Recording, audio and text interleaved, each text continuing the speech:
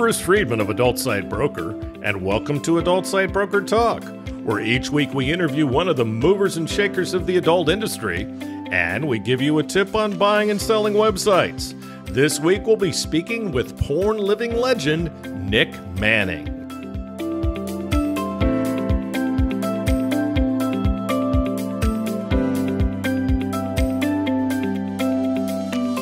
Adult Site Broker is proud to announce the launch of our new website at adultsitebroker.com. We've added some enhancements to the site, such as FAQs and a complete new platform. The look and feel of the new site are nice and up to date. The new site also has links to our marketplace and affiliate program. Plus, don't forget ASB Marketplace, the first platform where you can buy and sell adult sites and domains for free. ASB Marketplace allows buyers and sellers the chance to come together on properties that are valued below our company's minimum of $50,000. Don't pay for other marketplaces when ASB Marketplace gives you this service for free. Visit asbmarketplace.com and sign up as a seller or a buyer today. And of course, there's ASB Cash, the first affiliate program for an adult website brokerage where you can earn as much as 20% of our broker commission referring sellers and buyers to us at Adult Site Broker. Check out asbcash.com for more details and to sign up. Now let's feature our property of the week that's for sale at Adult Site Broker. We're proud to introduce for sale a transgender tube site with over 120,000 unique visitors daily. The site is a custom-built tube. Videos are encoded at a very high quality. There are 4 grades of video. It will auto-adapt to the best quality based on the user's connection. Premium quality and downloads are only available to members who have a paid account. The site script can take a lot of traffic, with the current server being at only about a 5 to 10% load. There are over 30,000 videos. Retention rate is 85%. Only $274,000. Now time for this week's interview. My guest today on Adult Site Broker Talk is porn star Nick Manning. Nick, thanks for being with us today on Adult Site Broker Talk. Thanks for having me, Bruce. Hey, man, it's my pleasure. I've really been looking forward to this. Now, tell people about you, those that don't know. Nick is one of the best-known porn stars of our time. He is a self-professed sex god. He's made several mainstream appearances, including Crank High Voltage, Hogan Knows Best, and Sons of Anarchy. He played a strip club owner in the 2011 independent film Cherry Bomb, his first non-porn lead role. In 2014, he was inducted into the AVN Hall of Fame. Since then, he's entered the apparel business, featuring his most popular sayings from his scenes. He's published a biography titled Droppin' Loads, which we'll talk about in a bit, the Nick Manning story. He's created NFTs, developed multiple fan sites and social media sites, shot mainstream movies like I just mentioned, and he started a podcast called, you guessed it, Droppin' Loads with Manning and Mo. Nick recently launched a new site, therealnickmanning.com. What I need to know is there a site called thefakeNickManning.com? Well, I mean, you did a really much better job at talking about this than I could, so just keep going. The only don't try this at home. Yeah. The only correction is it's just realnickmanning.com. It's not the real. Oh, shit. I'm sorry. Okay. No, it's okay. Let's try this again. Okay. Nick recently launched a new site, realnickmanning.com. Is that better? Yeah, much better. So is there a fake nickmanning.com out there? I'm sure that there's about 250,000 Nick Manning imposters. I'm sure. I'm not sure what they come up with, but every now and then it's the funniest shit you've ever seen. These guys trying to pretend to be me. That's good. That's good. In fact, I wanted to write into the show Catfish and just tell them like the things that I know about. I bet. So now you've been known to say that you're frustrated with the lack of professionalism that's permeated the adult space. And I can't say I disagree with you. But why did you specifically say that? Oh, I mean, isn't it? It's just obvious. I mean, understand, I got in the business in 1997. And back then, I was a mainstream actor and model full time. Okay. Right. And they asked me to do a Playgirl. I went and got a Playgirl, looked at it. I'm like, look, if you want me to sit around in the centerfold like a stroke, I'm not doing that. I go, but I notice that in the back of your magazine, you have like a guy fucking a chick. They're like, you'll do that? I was like, yeah. So I did one, and I went right back to doing like Bally's and Menon commercials and Disney print ads. Wow. And the next year, sure enough, they wanted me to do another one. Brought me up to New York. I was living in South Beach at the time. Nice. Had me fuck another girl, and the guy's like, hey, dude, you're great at this. Like, I'm going to send you out to LA to all my photographer buddies, and you'll be the best thing that ever hit porn from the day you start. So that's what would happen. I'd be shooting Disney, and I was on a TV show in South Beach called The Fugitive. I was on All My Children in New York, and then they'd fly me out to LA, and I'd do 4 or 5 different sets a week with like people like Earl Miller and Suze Randall. Yeah. And all those cats. So eventually the cat got out of the bag that, hey, this guy from Disney is also Nick Manning, the porn star. I was going to ask you about that. Yeah. So the next thing that happened was I walked into the Vivid and Wicked offices, and I said, hey, I know you guys been trying to shoot me for 3 years now, but now it's I guess my mainstream career is over. So they said, can you do a movie tomorrow? I was like, yeah, sure. They go, we'll fire the lead that we have in our movie, and you're it. God. Oh, God. So I went to my first. They go, how do you think you'll do? I go, well, I guess we'll find out tomorrow, right? So I guess they liked it, because as soon as my scene was over, I was like toweling off and putting my robe on, and the production manager ran up to me. He's like, grab your calendar. I want to book you for 20 more dates. Wow. And I was like, it was just off and running. So in that 3-year period, I did about 400 magazines. And then in the next 3 years, I did 1,000 movies. Wow. So, and to answer your question, a lot of those movies were on film. Yeah. And they were like big productions. And I just saw every single day of my career the quality and the equipment and the attitude of the people on set. And I mean, it became a business of who's your director? Well, I guess it's some failed male talent. Right. And it's like, so me personally, I'm not big on doing shit I'm not good at. Okay. Right. So I know I'm supposed to be in front of the camera. I've never picked up a camera. I don't own a camera. I don't take stills. I don't know shit about any of it. Sure. So, I mean, I liked it when you left the work of a professional to the professional. And now it's just a business of everyone's a fucking jack of all trades. True. So it's all mediocre. Yeah. And I don't want to be involved in any shit that's mediocre. Yeah. So tell me some stories about when you got found out by your mainstream bosses. That I want to hear about. Well, okay, so I had different agents. Like I was with Ford Models in New York and Chicago, and J. Michael Bloom was my commercial agent. But my major agency was Irene Marie in Miami Beach. Okay. And they had nothing to do with hooking me up with these Playgirl shoots. Sure. So I'm not even sure that they knew about anything I was doing. They just knew I was going out to LA. And one day I got a call from my agent. Her name was Allie.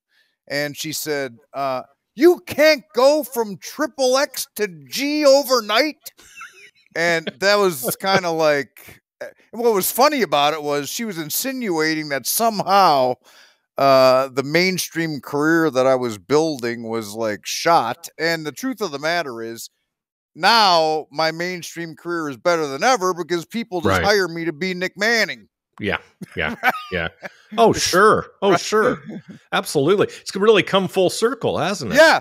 And dropping loads became more popular than I ever was, which was kind of like ironic in and of itself. Yeah. It's crazy. So why did you construct the portal that has become realnickmanning.com? All right, so this is another long story, but go for it.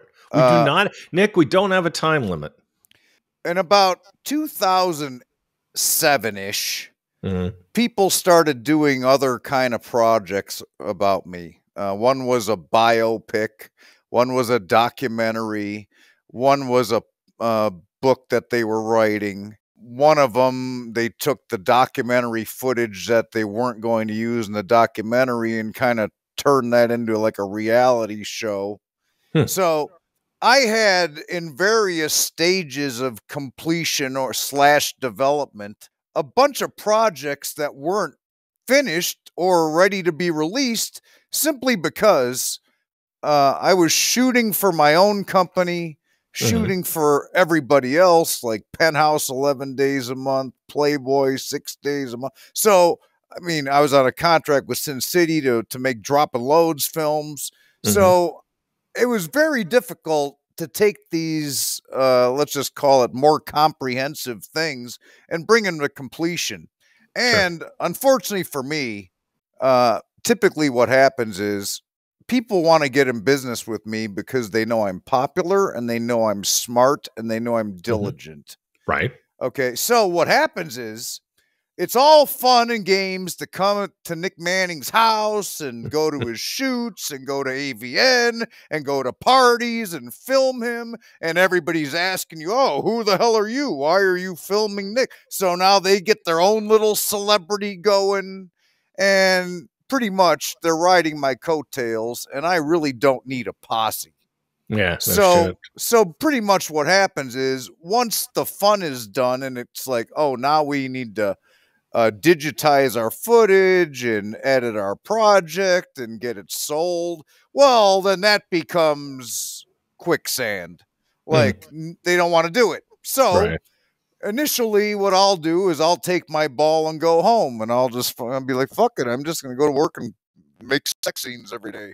But eventually it starts to trouble me. And so then I basically took from 2014 to 2020, I shot a bunch of more Drop and Loads hardcore scenes, but then I went back and sat with the editors on all these different projects and got them completed. So at the end of 2020, Mo called me and said, hey, you know, I've been trying to get you to do my radio show with me for fucking ever, but he's in the Midwest and I'm in LA. So the best we could ever muster was I would host it with him for a couple weeks a year. Go out to visit him and host a show every day on FM radio. And but once podcasting became popular, he's like, hey, man, we can do a podcast. We can do it remotely. We can do it together, whatever. So I right away, ding, ding, ding, ding, ding. Instead of just incubating all these projects and then selling them to some investor or a bigger porn company, I was like, we might want to develop this shit. So I sketched out on some graph paper my idea for realnickmanning.com. The corporate staff turned it into what you see today. And I got to tell you, it's in a fucking adult Disneyland. Yeah. It's very, very impressive. Yeah. So what are your plans for realnickmanning.com? It's funny because we had a podcast yesterday, the first since the press release went out. So I told Mo in the podcast, I said, it's almost like today we're pressing the go button. Yeah. And pretty much there's 20 platforms on there, including all my fan sites, all the different projects.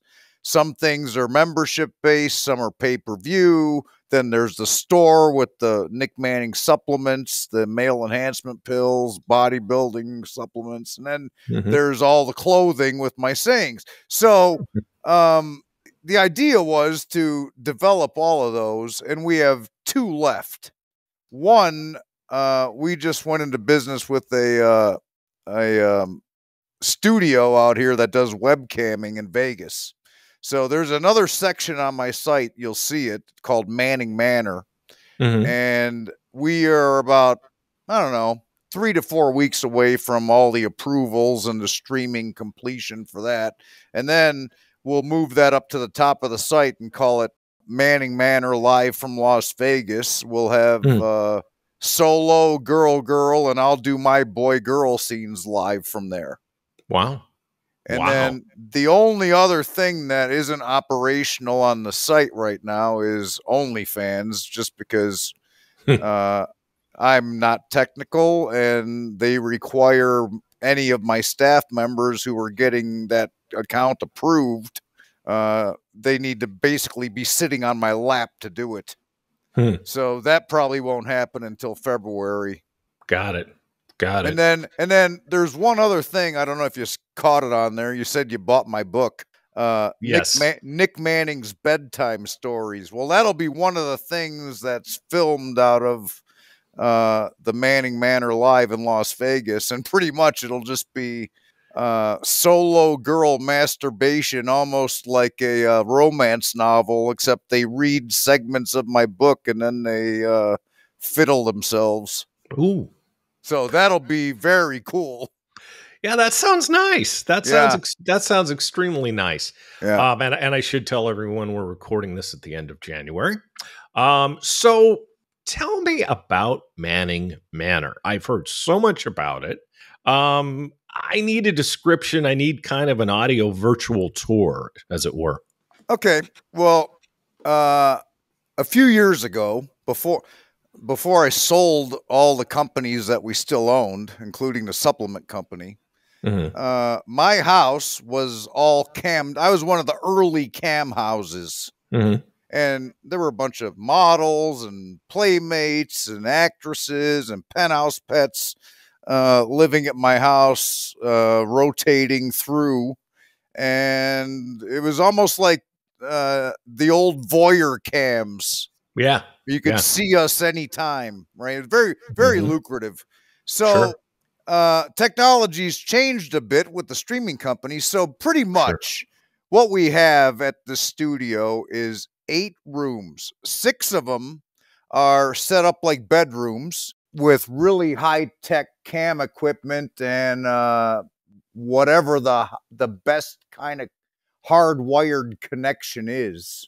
I mean, again, I'm just relaying what they've told me about it. And there'll be solo girl and boy-girl scenes going on in there various times, 24 hours a day. Okay. And so I guess the goal would be to have 18 different girls in there a day, 6 at a time in 3-hour shifts. Wow. Whether that happens or not quite sure, but it really won't matter. Right? Whatever it is.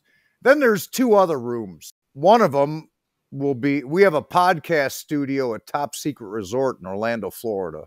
I live in a condo there, and it's basically a swingers resort / hotel. It's kind of like you would call it the hedonism of America. Okay.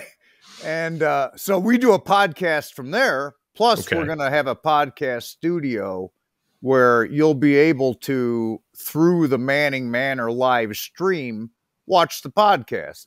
Okay. And it's cool because, so easy to get guests. We'll pull girl X out of room 2. Yeah. Bring her on it, so it makes our show much more dynamic, I think, just because your guests are right there at your beck and call. Yeah. And then we have another room that leads out to a courtyard where basically that's the old school voyeur room. It's just going to be set up like a lounge, and you can watch us all the time in there. And we'll be talking about who's shooting bedtime stories today, what commercials we might be shooting to put on the clips that go on all our fan sites that basically just say, hey, see more of me and Nick at realnickmanning.com. Stuff like that. So it gives, like, let's call it reality-based subplots to what would normally be just a regular old webcam house. And is this a place you actually live? Well, I could, I suppose, if I wanted to, but I'll probably just go there. Well, they call it Manning Manor. I just kind of figured that's your residence. Yeah. Well, it's again, when we had the Voyeur house, that was called Manning Manor. So this is Manning Manor 2022. And instead of you being at my house, you're at my studio, which just looks like the bedrooms at my house. Got it. I mean, and it's really just a function of the technology's changed. I mean, if you get, right now we have a white label that's called Drop and Loads Live Webcams. We're still going to have that. You know how it works. You click on there, and then on your screen you see all these different girls, and in that case they're just using my my name and likeness. In the Manning Manor part, it'll actually be the girls that are at our physical location and me. Okay. That makes sense. So, I mean, the problem, I mean, if you're a streaming service, what's your biggest problem? Well, most everything is either solo or boy girl with the chick's boyfriend. It fucking sucks, right? Because they're all in their little apartments and houses. There's no other talent. Well, we can have boy girl, girl girl, and solo all the fucking time because we're gonna have 6 to 8 people there at a time. Wow. Right. So that's what makes it really, really cool. Absolutely. So tell me, is there anything more about the site you want to offer? Well, I mean, the NFTs are on there, which is kind of unique and new. And, I mean, they're really well done. I mean, they have hundreds of pictures of me from my modeling career that they've turned into NFTs, and they're releasing 10 at a time. Wow. So that's pretty cool. And of course, I mean, what's my favorite thing to do? Shoot the drop and load scenes. Yeah. So that's one of the cool things. You'll be in Manning Manor and you'll be watching live as we're filming drop and load scenes, which eventually will load onto the site. Yeah. Yeah. Not too bad. So who are some of the female stars you're working with on the site? Oh, I mean, you'll have to just look at them. There's a zillion. Well, give me some highlights. Well, I'll give you one of the coolest things that's on there is I used to make a lot of those Skinamax kind of movies. And one of the girls who I got to know pretty well was a real actress / model. Like, she's been in movies with Kate Hudson. I mean, her name was Jackie Holland, and I guess you could say that she tricked me into a hidden camera celebrity sex tape, and it's marketed as the greatest celebrity sex tape of all time, and it's on my site. I would on a pay-per-view. It's on there on a pay-per-view basis, and like, this is literally 3 hours or more edited, to the point where if you buy the whole thing, I think it costs you like $8.99, but you can buy just part 1 or part 2. Sounds good. Yeah. So that is really fucking cool. And I know it's got it's one of those things that's probably going viral as we speak. Sure it is. I'm sure it is. So tell me about the documentary coming out about you. Well, if you scroll down to the portion that says Being Nick Manning, season 1 episode, I think there's 14 episodes are up there, and those are I think they're selling them for $1.99 an episode. So everyone should check them out. But basically, there's 150 hours of usable footage that is going to, I mean, who knows? We could have 25 seasons of 14 episodes.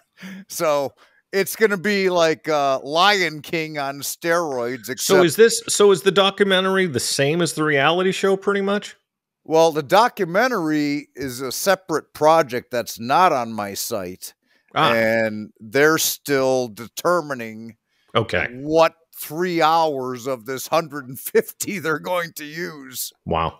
So that's not my department. Good thing. Yeah. better them than you, right? But the rest of it we're turning into the Being Nick Manning show. Got it. And that's the reality show.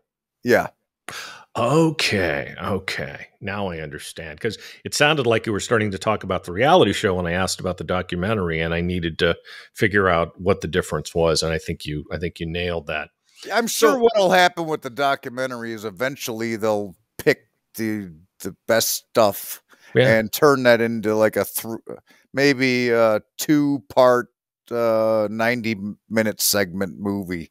Sure. Right. So, but that'll have to go to, like, I don't know, Sundance or so. I'm not sure how they think they're going to bring it to market.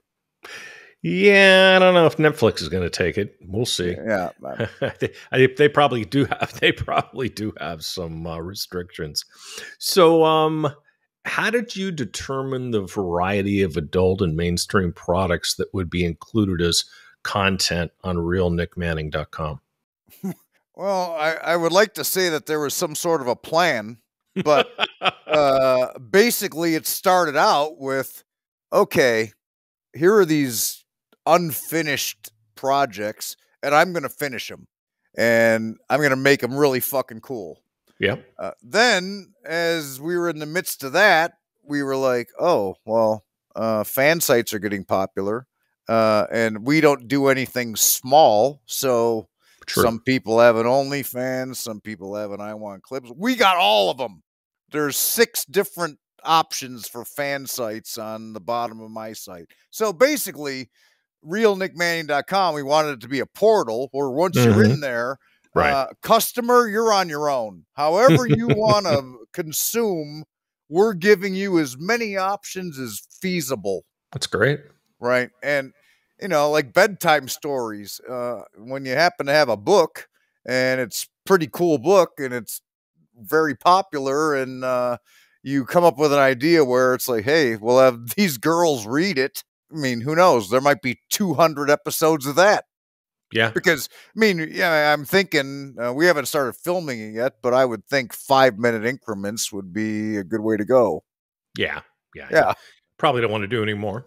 Yeah. So, again, I had unreleased drop and load scenes that we call the lost footage, just because, I mean, we shoot these things well in advance and then we never released them.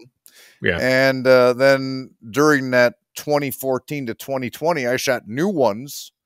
So those are called new drop and loads. And then anything we shoot at the studio will be edited and put in that section.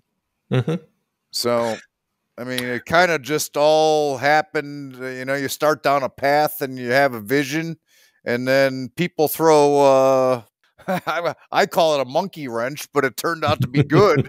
That thing it became probably 3 times what I assumed it would be from the beginning. Sure.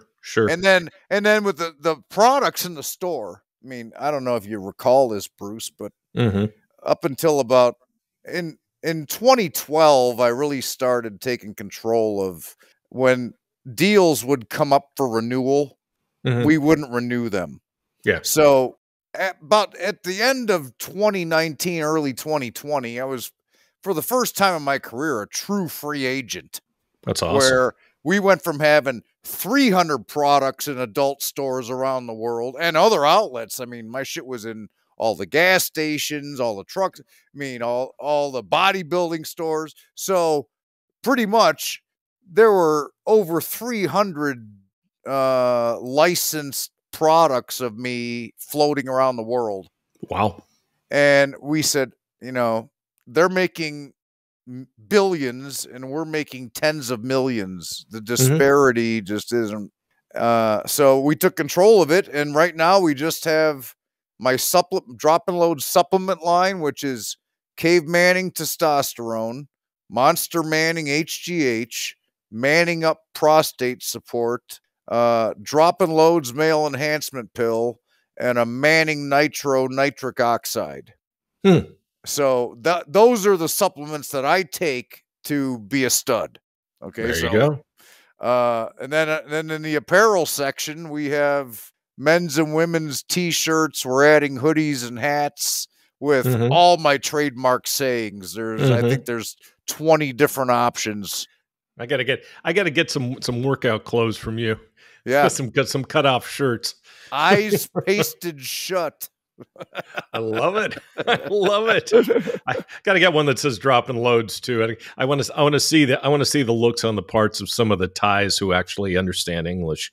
Well, some of the people who purchased them for Christmas presents sent photos of them and their whole family wearing these shirts. Oh God. And Mo was like, can you imagine you get your present from around the Christmas and it's a bunch of dropping loads clothing? I'm looking forward to doing your podcast, by the way. Oh yeah, we can't wait. That's gonna be a lot of fun. I'm looking forward to virtually meeting Mo as well. Yeah. So let's talk about that. Now, you told me how the podcast came about, so you answered that question already. But let's talk about the podcast. What happens during the podcast? What's it all about? Obviously, people can listen, and we encourage that they do. But tell people a little bit about the podcast. Well, I guess the best way to describe Mo is, and I've been on all these shows, not only in America, but around the whole fucking world, where it's sure. Every local market has that guy. I call him, he's the Howard Stern of his market. I was gonna say everyone's trying to be Howard Stern. But I mean, in Chicago, it's Man Cow. In LA, it's Psycho Mike, right? So I'm on all these people, Bubba the Love Sponge in Florida. Oh, sure. So anyway, Mo was the guy who he contacted me even before Howard Stern. Wow. I think he might have been in like Oklahoma City or Louisville at the time. And he's like, I did research to figure out who you were because the first movie I saw you in, I was stupid and didn't watch the credits. So it took him like another 6 months to figure out what my name was. Oh, God. But he started having me on his show. And, you know, like I said, I'm not looking to take on it. I mean, I want to shoot drop and load scenes and run my studio. So I'm not big on like, hey, let's do some more shit that I'm not good at. So I said, Mo, if you want to do this show with me, what do you want me to do? And he's like, oh, all you gotta do is talk to me. I'll do the rest. I was like, well, okay then. Does he work full time for you now? Yeah, he runs the distribution end, so pretty much he's managing realnickmanning.com on a day-to-day basis. That's great. Right. And then we podcast periodically. It's going to be more often. I mean, we were podcasting very regularly, and then the site kept taking longer and longer to complete. And I'm like, look, bro, I'm tired of talking about fucking shit that's not happening. So once we launched in December, we've been trying to podcast, but with the shitty weather, there's always some reason that we couldn't. And then I know you wanted to have us on before this, and it's like, look, let me get settled. Let me get some tech people around me. Sure. And because I don't like when it fucking internet's cutting out, it's spinning. Yeah, exactly. Like, so yesterday was the first day that we've actually done one since the launch. Well, I'm glad we were able to set it up. So tell me more about the podcast. Well, it's basically what you'd think. We talk, I mean, and here's the thing with Mo. He always says that I'm very worldly. So we talk a lot about my career. We talk about mainstream and celebrities I know. But we also talk about sports and politics. I mean, just about any topic. Because I'm highly educated, I can hold some intelligent conversation about it. Yeah, you started out, what, as a stockbroker, I think? No, when I was an undergrad playing baseball, I got a double major, international business and economics. So I got a BA in international business and a BS in economics. And then right away, I popped a hamstring, so I was off for 18 months, and I was like, well, what the fuck am I going to do? Just sit around here? So I went to grad school, and I got a master's of science in human resource management. Wow. So then what I would try to do was I'd try to work in HR during the day and play ball at night and on weekends. Wow. And what was your position? Well, I played right field mostly, a little bit of third base, a little bit of left field, and then I really became a fucking excellent first baseman. Ah, great.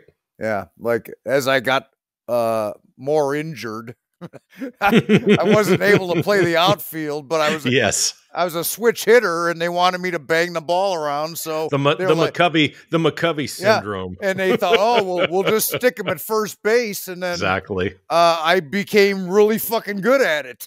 Yeah, well, yeah. So you do anything enough, Nick, and you get good at it, like you fucking, right? Yeah, same thing. Well, we certainly have that common interest in sports and baseball. Yeah. And we can talk a little sports when I do the podcast with you guys. Yeah, for sure. Now you're working with longtime Hustler executive Michael Klein of Next Step Entertainment. He's certainly someone that I know very well. How is that partnership working out for you? First of all, it's great. Yeah. Michael's, I mean, you're friends with him. He's a cool cat, right? He is. And he's smart. And he's so smart.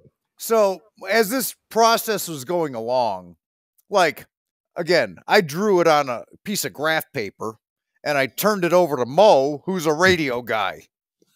And because he said, oh, Nick, you need to be doing this, and this. I'm like, well, if you think so, then you do it. Exactly. Because, I mean, you know how it is when you build a site and you have to get payment processing and all. Hey, buddy, you're like me. I'm not a technical guy. I hire people for that shit. Yeah. So anyway, that's where Michael Klein became invaluable because one, he had all the connections. Two, he's been in web development and technology for a while. He invented like the Adult Time channel and things. So, and he worked at Hustler for a decade, working for Larry. Forever. And I think originally he was in like on command, like cable television, like pay-per-view. Yep. So my executive producer at Manor, who did the deal for the webcam studio, his real gig is he produces a boxing show where they interview boxers for the Nevada Boxing Hall of Fame. So interesting. Michael, because he was in the cable side, had a lot to do in pay-per-view, had a lot to do with boxing. And when we went to dinner the other night, they knew a lot of the same people. Oh, wow. So this guy that works with me is persona is Vegas John XXX on Twitter, but I call him Shark. He was like, oh, you totally undersold him. I'm like, dude, I told you he worked for fucking Hustler. And I said, what more do you need me to tell you about a guy? Right. Yeah. He goes, no, the people he knows and the things that he accomplished and did are really impressive. I'm like, dude, I know. I just don't go piping off about some guy you don't know yet. Yeah. And but I'll tell you, I was surprised it took him that long to open up his own deal because he should have done it a long time ago. Well, and it's very interesting because the way I got to Michael was I called a guy in Chicago I used to work in HR with because I know for the past 15 years he's been the CEO of his own company, which his wife inherited. And I just happened to call him because I was like, I don't know what you're up to, but if you want to run my company, well, he referred me to a guy named Jim Lillig, who he knew, and Jim Lillig had a lot to do with Mr. Skin back in the day. Okay. So Jim didn't want to do it because he was doing something else, and he referred me to Jason Tucker, who is the guy that handles all the trademark infringement suits. Yeah. And Jason referred me to Michael. That's funny. Right away, I was like, oh, this is perfect because he knows all the things that I suspect don't know how to do. Exactly. And so it made, I mean, I'm not saying that getting through 20 platforms of approvals in a portal was easy and getting I mean, you got to get the online store hooked up so that the orders go. I mean, so there's a lot of fucking shit that has to get done. Agreed. And from the time that we started building the site to the time that it was functional, and then all the content had to be loaded into it, that probably took almost 2 years. Yep. So Michael has been instrumental, like a conductor, getting this thing to the point it's at now, where once we do the Manning Manor and the OnlyFans, we're done for a while. It's just going to be shoot, edit, put new shit up on the site, like until the next monkey wrench, right? Yeah, because we don't need any more headaches until somebody else has an idea. Well, so if they have an idea, we can get to that in 2024. Exactly. So your content in general and dropping loads content in particular is very highly in demand.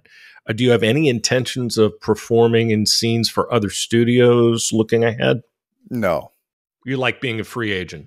Yeah. I mean, we've talked about this a little bit internally, and I've spoken to you about it. The only thing, and because I've incubated 8 different companies, we started out in when I first started doing movies, I started making my own series called The Fans Have Spoken. That was a company called Nick Manning Productions. That company got acquired. Then the next thing I made was Nick Manning Films. When I went in contract with Wildlife, they acquired that. Then the next thing I did was drop nickmanning.com. Penthouse acquired that. Then there was droppingloads.com, and some company acquired it, didn't even use it as droppingloads.com, and turned it into a dating site. Whatever makes them happy. Yeah. And then there was Platinum Blue, and then there was Manning Management, and Nick Manning Entertainment, and Nick Manning. So this is like the 8th or 9th time I've done this, and then with the intention that someone will swoop in and acquire us at a multiple. Well, when you're ready, you know who to deal with. Yeah. And in this case, I'm not sure that I would just do it like a simple deal like that. What I would probably do is say, look, we still want to run the studio. We still want to shoot our own Drop and Loads movies with my crew, and we still want a podcast. So you can become our partner to some degree, buy shares, minority, majority, whatever. But whatever happens, I want a personal services contract with Mo that we keep doing the things that we like to do. And I will say this. Let's just throw out a name, Mind Geek, right? Because they own a bunch of these. If they had realnickmanning.com portal with what it contains today, the products, given their reach, I mean, just like everything else, I can only take it so far because I don't have the infrastructure.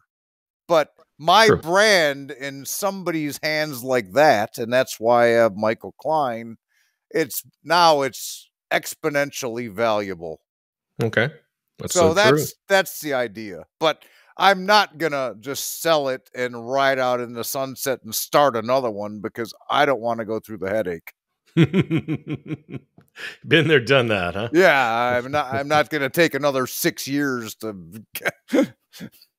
I get it. So I understand you're developing a mainstream film called Getting Killed in Miami. When can we expect that project from you? Well, that's, again, not my department. It has a script, which is completed. It has a budget, which was done by the distributor's line producer, so that's tight. And it has a projected cast list. When they get around to funding it and making it happen, they can call me and pay me my $1.5 million, and I'll come be George McCann in the movie. Other than that, I'm not having any more to do with it, because, again, I did everything I could do getting the project to the 2-yard line. Now, people more qualified than me need to score a touchdown. There you go. Well, you're going to score the touchdown, but they're going to block for you. Yeah. They're going to do the blocking, which is the real hard part. You're going to saunter in high step. One more question. I started reading your book last night, and it's fascinating, dropping loads. The gal that's interviewing you in it, she's she's phenomenal and very, very funny. Tell me about that whole experience, how it came to be, and talk about the process. Okay. Maureen St. Charles is the writer's name. Yes. And she lived in Canada. Okay. And I'm in Southern California, and she, I guess she must have emailed me or got hold of me on social media, but nonetheless, she said she wanted to write this book. I said, well, when you have time, get out to LA, we can have a face-to-face meeting and discuss it. Our first meeting was very interesting because the night before, as there's always some drama at Manor, these two girls got a little carried away and were fighting in my driveway. Oh, nice. So I'm in the shower and Maureen's sitting in my sitting area in my bedroom waiting to meet with me. Here comes one of the girls from the night before, storming up to the room topless, looking for me to apologize. So that was Maureen's first interaction. And I get out of the shower in my towel and a robe or whatever. I told the woman, I'm like, look, I'm in a meeting right now. I can't deal with you. But when you can stop acting like a high school chick, you can come back. So Maureen and I had a good conversation. I said, I have a couple stipulations here. One, I don't know what you want to call this book, but back then, that's when Howard Stern wouldn't shut up about dropping loads, and all the other Howard Sterns like Mo around the world wouldn't shut up about dropping loads. So I said, clearly, dropping loads is more famous than Nick Manning. I said, we have to call it dropping loads if we want to make money at this. Exactly. And she went along with that. I don't think it would have been her first choice, but I mean, it's kind of like my distributor one day at Platinum Blue comes up to me, is like, hey man, Sky wants to make these beautiful sky blue directed movies. And he goes, yeah, we sell them to cable and we sell them to all the hospitality worldwide. He goes, but for DVD sales, really all they want to know is when's the next fucking dropping loads coming out? Exactly. He goes, it begs the question. He goes, why aren't we calling all our movies dropping loads? And from that point forward, every fucking title I ever put out was dropping loads. We're on like dropping loads 476 or whatever. So it's the same thing. So it's like sometimes just reason leads you to, I don't care what you want to call it, we're calling it dropping loads. Exactly. And, hey man, that's your brand. That's your brand. I mean, and so the other thing I said was, look, I know you think I know everyone in Hollywood, but I don't. I'm on set 330 days a fucking year. I work out, I fuck girls on television, and I come home and go to bed. Yeah. I said, that's my life. So you are going to have to get this book published. Oh, sure. I'll make that happen too. Then I said, the third thing is, you don't know me. I don't know you. I don't know how you're intending to do this from Canada, but that's not going to fucking be any good. I said, the only way I'll agree to this is if you take a hiatus from whatever the fuck you're doing and come down and live in the maid's quarters at my house, and you stay here until you're ready to write your book. I don't know how long that's going to take, but you can come everywhere I go, 100% full access to me. So that's why I think that my book is better than most biographies or autobiographies, because I mean, she got to see firsthand, what was happening. And that brings up a whole nother topic. People read my book and Mo says, oh, Manning, you never talk about all the celebrities. I go, because I think like when I say things that are common to me, people think I'm full of shit. So I just keep it to myself. Yeah. And, I get it. And so people reading my book are probably like, there's no fucking way that this is this guy's life. But the good news is, being Nick Manning and Dropping Loads, the legend of Nick Manning, were being filmed at the same time she was writing the book. Yeah. So there's visual evidence. No, her book is fucking accurate. And if somebody doesn't believe it, fuck them, right? Yeah, well, yeah. But I mean, if I was just somebody in, I don't know, Oklahoma reading Dropping Loads of Nick Manning's story, I'd think it was fucking invented too. Because there's no way, people tell me all the time, there's no way that this is your life. It's like you go to bed and there's 6 girls in your bedroom. I'm like, yeah. And I gotta crawl over bodies to go take a piss. Doesn't sound like a bad life, Nick. No, I'm very blessed man. You are indeed. You are indeed. Well, look, Nick, this has been a blast. I'd like to thank you for being our guest today on Adult Site Broker Talk, and I really hope we get a chance to have a part 2. Yeah, and I'll get with Mo, and we'll have you on our show. I look forward to it. My broker tip today is part 7 of what to do to make your site more valuable for when you decide to sell it later.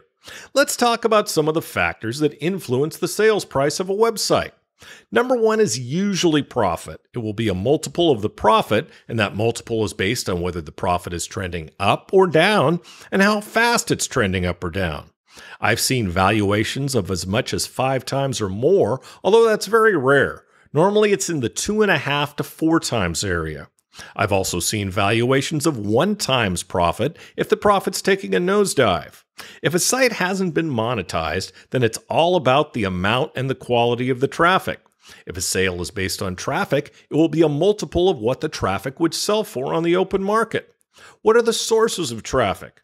Direct traffic, search engine traffic, and review traffic are the most valuable, tube traffic the least valuable.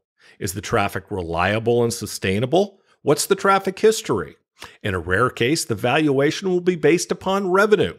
The same factors apply to that as of profit, and the valuations will of course be lower than those of profits. How old is the website? Is the domain a .com or something else? .com is still king. How many inbound links are there? How much staff does it take to run the site? How many email addresses do you have? In the case of a dating site, this is very important. Another factor can be the reverse engineering cost. How much would it cost to build the site from scratch and drive the same amount and quality of traffic to it, and how much time would be involved? What's the lifetime value of a customer on the site? Next week, how to buy a website. And next week, we'll be speaking with Julia Epiphany. And that's it for this week's Adult Site Broker Talk. I'd once again like to thank my guest, Nick Manning. Talk to you again next week on Adult Site Broker Talk. I'm Bruce Friedman.